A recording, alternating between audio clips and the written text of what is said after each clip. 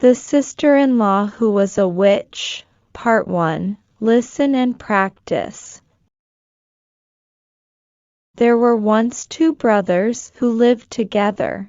The elder was married, but the younger had no wife. The elder brother used to cultivate their lands, and his wife used to draw water and fetch fuel, and the younger brother used to take the cattle out to graze. One year, when the elder brother was busy in the fields, the younger one used to take his cattle to graze near where his brother was working, and the wife used to bring out the breakfast for both of them. One day the younger brother thought he would play a trick on his sister-in-law by not answering when she called him to his breakfast. So when her husband had finished his meal and she called out for the younger brother to come, he gave no answer. She concluded that the cattle were straying and would not let him come, so she took up her basket and went to look for him. But when he saw her coming, he climbed up a tree and hid himself, and for all her calling gave no answer, but only sat and laughed at her, although she came quite close to where he was.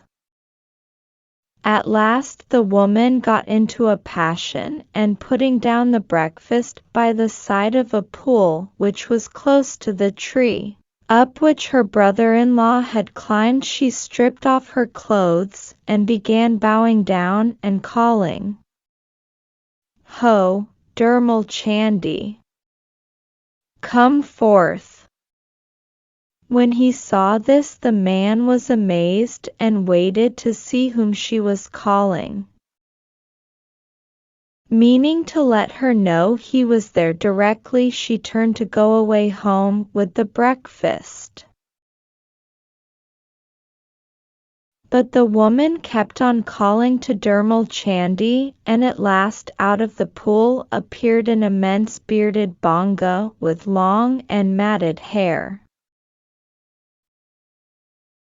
When the woman saw him, her tongue flickered in and out like a snake's, and she made a hissing noise, such as a crab makes. Then the woman began, "Dermal Chandi, I have a request which you must promise to grant." And when the Bonga had promised, she proceeded, "You must have my brother-in-law killed by a tiger the day after tomorrow. He has put me to endless trouble, making me go shouting after him all through the jungle. I wanted to go back quickly because I have a lot of work at home. He has wasted my time by not answering. So the day after tomorrow you must have him killed." The Bonga promised to do what she asked and disappeared into the pool, and the woman went home. While the younger brother was up in the tree, his cattle had got into a gunly field and eaten up the crop. And the owner found it out and got the brothers fined.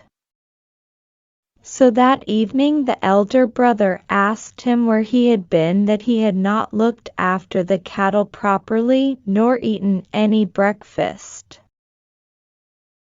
In answer, the younger brother only began to cry. At that his sister-in-law said, "Let him alone, he is crying for want of a wife, he is going silly because we have not married him." And so nothing more was said. But the elder brother was not satisfied, and the next day, when they went together to work, he asked the younger what was the real reason for his crying. Then the younger answered, "Brother, I am in great trouble. It makes me cry all day, if you wish ever to look on my face again. You must not work in the fields tomorrow, but keep me company while I tend the cattle. If we are separated for a moment, a tiger will kill me.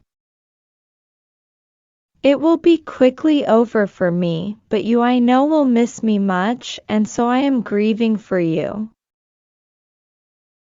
If you have any tenderness for me, do not leave me tomorrow, but save me from the tiger. His brother asked the reason for this foreboding, but the younger man said that he would explain nothing and accuse no one until the events of the next day had shown whether he was speaking the truth.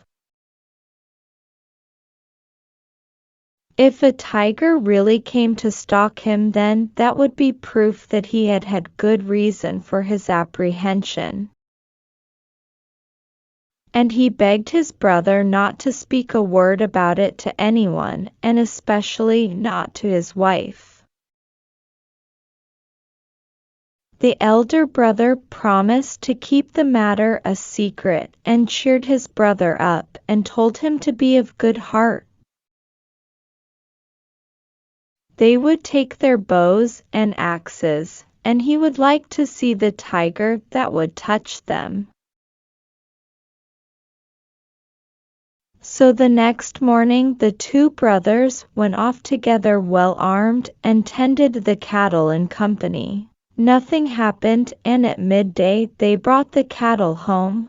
When the woman saw them with bows in their hands, she asked where they had been. Her husband told her that he had been to look for a hare which he had seen on the previous day, but he had not been able to find it. Then his brother said that he had seen a hare in its form that very morning, but had not had time to shoot it. So they pretended to arrange to go and hunt this hare, and after having eaten their rice, they drove out the cattle again.